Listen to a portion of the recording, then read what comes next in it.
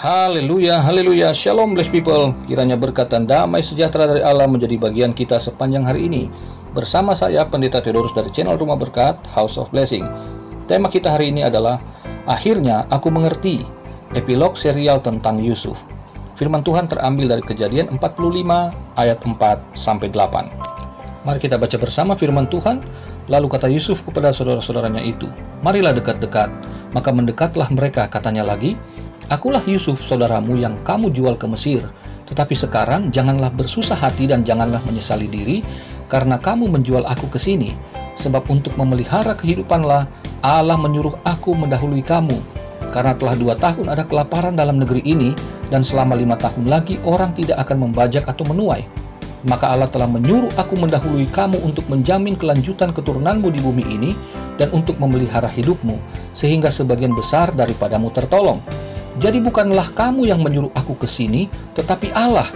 Dialah yang telah menempatkan aku sebagai bapa bagi Firaun dan tuan atas seluruh istananya, dan sebagai kuasa atas seluruh tanah Mesir."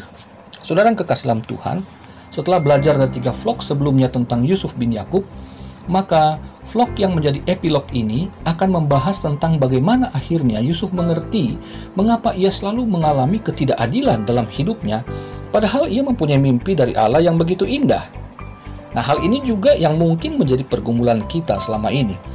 Untuk itu, mari kita review kembali kisah yang singkat ya dari Yusuf agar kita dapat belajar dari dia. Nah, bagian yang pertama, Yusuf di rumah ayahnya. Itu di pasal 37 kita tahu bersama kisahnya, seperti yang saya sudah sampaikan di vlog sebelumnya, bahwa ia seorang yang rajin, berintegritas, dan punya mimpi. Tetapi ketidakadilan yang ia terima adalah ia dibenci kakak-kakaknya, bahkan ia direncanakan untuk dibunuh, namun akhirnya mereka berubah pikiran dan mereka hanya menjualnya saja kepada pedagang di Midian, pedagang Midian maksudnya, orang Midian yang kemudian menjualnya kembali kepada Potifar di Mesir. Nah, itu ketidakadilan yang pertama. Lalu kemudian bagian yang kedua, ketika Yusuf, yaitu Yusuf di rumah Potifar. Di sana dikatakan, meskipun ia sebagai budak, tetapi Tuhan menyertai Yusuf dan memberkati semua pekerjaannya. Apa yang dikerjakan Yusuf, semuanya dikatakan selalu berhasil. Dan kemudian akhirnya ia dipercaya oleh Potifar, sehingga semua aset Potifar diberkati Tuhan oleh karena Yusuf ada di sana. Nah, saudara yang kekasih dalam Tuhan, kemudian kita tahu bagaimana Yusuf kemudian menolak godaan dari istri Potifar itu untuk melakukan perzinahan, dan akibat yang dia lakukan itu akhirnya Yusuf menerima ketidakadilan. Jadi istri Potifar memfitnah dia bahwa Yusuf akan memperkosa dia, kemudian akhirnya Potifar mengirimkan Yusuf ke penjara, ya.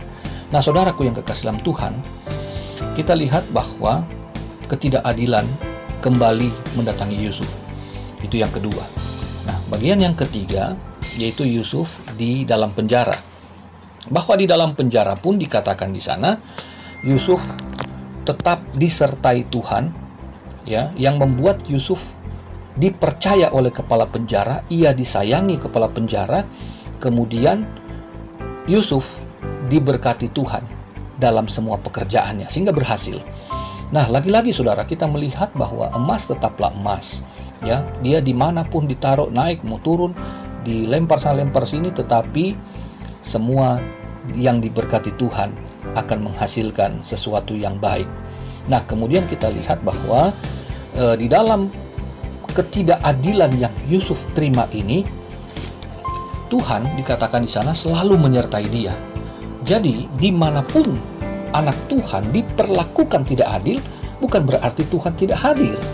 Tetapi di sana dikatakan di pasal 39 ya, ayat 21, Tuhan menyertai dan melimpahkan kasih setianya di sana. Jadi saudaraku, Yusuf tidak pernah sendiri, meskipun ia mungkin secara manusia ia merasa sedang sendiri. Mungkin juga dengan saudara yang mengalaminya demikian hari-hari ini. Saudaraku yang kekasih dalam Tuhan, kemudian Yusuf menolong juru minuman dan juru roti untuk mengartikan mimpi mereka yang arti mimpi itu terjadi seperti yang Yusuf katakan. Lalu kemudian setelah juru minuman agung ini dipulihkan posisinya, Alkitab mencatat Yusuf kembali tidak mendapatkan keadilan ketika Yusuf meminta tolong kepada dia bahwa kalau kamu sudah dibebaskan, sudah diangkat lagi, jangan lupain saya ya. Saya nggak salah, tapi saya diperlakukan tidak adil sehingga saya ada di penjara.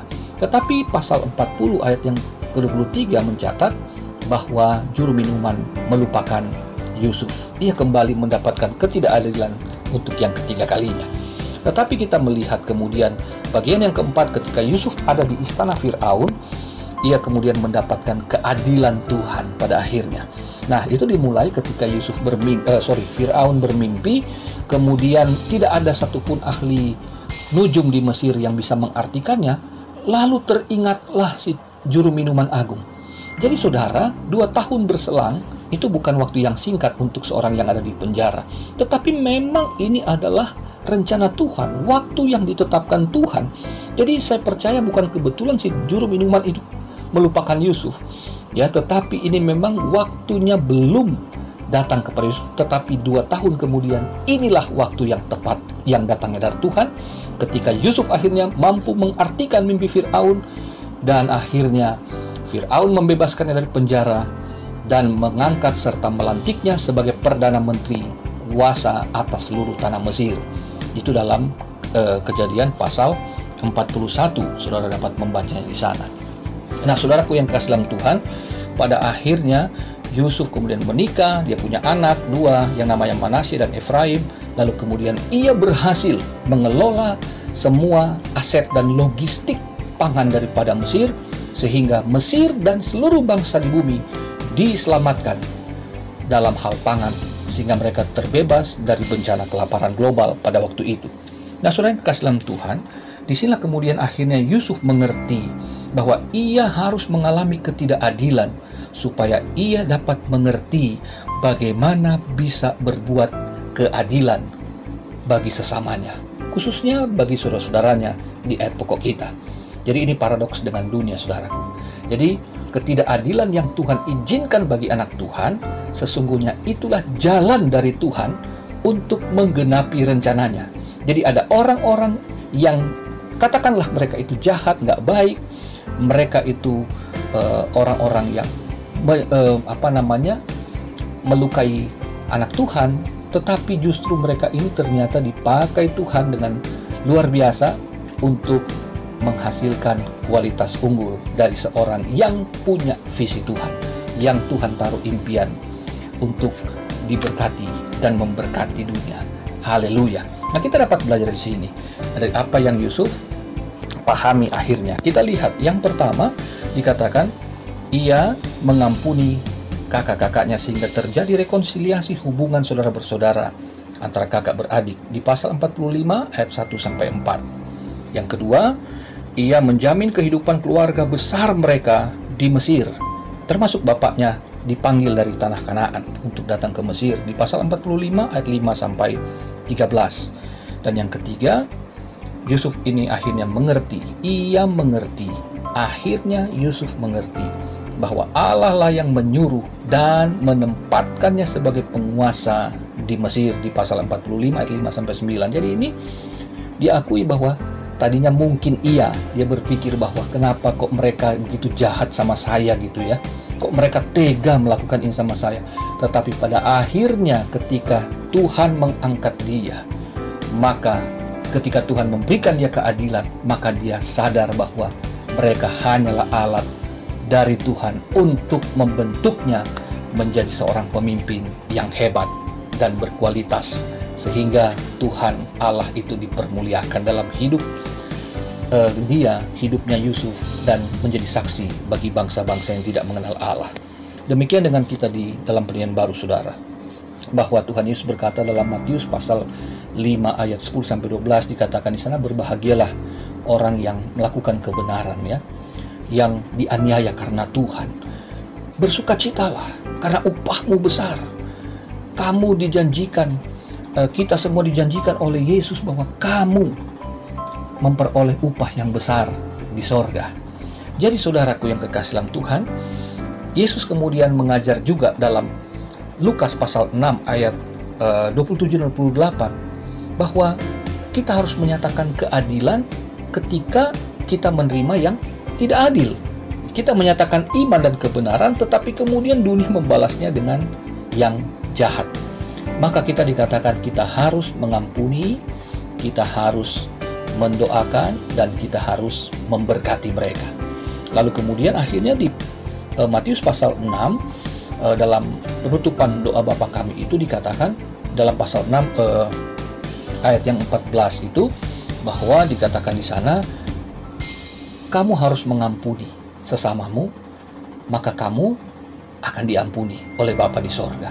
Jadi saudaraku, ini terjadinya keadilan ternyata ketika kita melepaskan pengampunan. Ketika kita melepaskan pengampunan atas orang-orang yang kita anggap berbuat tidak adil pada kita, padahal kita berbuat benar dan jujur. Diperlakukan tidak adil dalam dunia kerja kita, diperlakukan tidak adil ketika kita melakukan bisnis, diperlakukan tidak adil ketika kita melayani pekerjaan Tuhan. Tetapi saudaraku, percayalah bahwa akan tiba waktunya keadilan Tuhan itu datang, dan kita harus belajar dari Yusuf. Kita harus memulainya ini sebetulnya dari hal yang paling esensi mendasar, yaitu kita mengampuni mereka yang telah berbuat tidak adil kepada kita. Dengan kita mengampuni berarti kita melepaskan keadilan atas ketidakadilan mereka. Keadilan siapa? Keadilan Tuhan. Karakter Kristus kita nyatakan bahwa Allah yang mengampuni manusia, maka saya juga mau mengampuni sesamaku. Dengan demikian kata Tuhan Yesus, bahwa kamu pun diampuni ketika kamu mengampuni sesamamu, yaitu keadilan. Saya mau diampuni Allah, maka saya juga harus mau mengampuni sesamaku. Itu adil, bukan? Nah saudaraku, mari kita belajar firman Allah ini, bahwa kita bisa rekonsiliasi dengan Bapa di sorga. Itu karena Yesus menjadi manusia. Dia mati bagi kita. Ia berkorban bagi kita di atas kayu salib. Ya, tidak adil, tetapi itulah keadilan Allah. Ia menghukum manusia Yesus supaya kita bisa diterima. Jadi kita berbuat yang tidak adil atas kebaikan dan kasih karunia Allah, tetapi Allah membalasnya dengan keadilan, yaitu dengan Yesus yang tersalib. Mari kita belajar dari peristiwa ini. Yusuf mencerminkan Yahweh di Perjanjian Lama, dan kita orang Kristen mencerminkan Yesus Kristus dalam Perjanjian Baru. Selamat bekerja, selamat berkarya. Tuhan Yesus memberkati. Sampai jumpa di vlog berikutnya. Haleluya. Mari kita satu dalam doa. Bapa di sorga, terima kasih atas firman-Mu. Tuhan, ampuni kami Tuhan kalau kami seringkali akhirnya menyalahkan orang lain, menyalahkan keadaan, bahkan mungkin secara tersembunyi kami diam-diam menyalahkan Tuhan. Kami merasa telah berbuat yang benar, berbuat yang terbaik, berbuat yang sungguh-sungguh untuk kemuliaan Tuhan, untuk orang lain. Tetapi kami menerima balasan yang tidak setimpal. Kami menerima balasan yang sebaliknya, yang menyakitkan dan justru menghancurkan kami. Tetapi terima kasih karena Yusuf sebagai manusia telah mengajarkan kami kebenaran ini, bahwa ia sanggup untuk berbuat baik di saat ia diperlakukan tidak baik, bekerja giat dan sungguh-sungguh ketika ia mengalami fitnahan keji. Kami mau belajar Tuhan Yesus yang datang sebagai manusia, yang mengajarkan kami juga untuk mengampuni orang lain, supaya kami dapat rekonsiliasi dengan Bapa dan rekonsiliasi dengan sesama kami, supaya kami menyatakan keadilan di saat orang lain menyatakan ketidakadilan. Karena kami berbeda dengan dunia, kami anak-anak Allah. Berkati kami sepanjang hari ini Bapa. Kami mau bekerja dalam terang firman-Mu dan penuh kasih karunia. Ini doa sembahyang kami mengucap syukur dalam nama Yesus. Haleluya. Amin.